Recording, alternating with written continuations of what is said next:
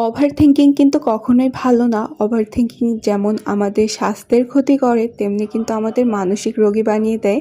তাই ওভারথিংকিং কখনোই করবেন না। যখন দেখবেন আপনি কোনো কিছু নিয়ে দুশ্চিন্তায় ভুগছেন, তখন কিন্তু আপনি হুট করে রেডি হয়ে লাগলে একটু সাজুগুজু করে বের হয়ে যাবেন। বাহিরের প্রকৃতি দেখবেন, লাগলে পরিবারের সবাইকে নিয়ে গিয়ে বাহিরে একটু ঘোরাফেরা করবেন। যেটা পছন্দ সেটা খাবেন।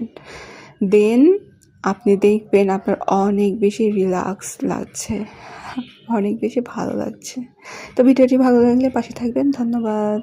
ওভারথিংকিং কিন্তু কখনোই ভালো না। ওভারথিংকিং যেমন আমাদের স্বাস্থ্যের ক্ষতি করে, তেমনি কিন্তু আমাদের মানসিক রোগী বানিয়ে দেয়।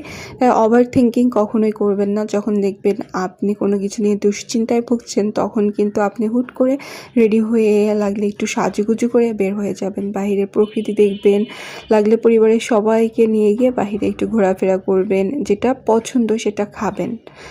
দেন আপনি দেখবেন আপনার অনেক বেশি রিল্যাক্স লাগছে, অনেক বেশি ভালো লাগছে। তো ভিডিওটি ভালো লাগলে পাশে থাকবেন। ধন্যবাদ।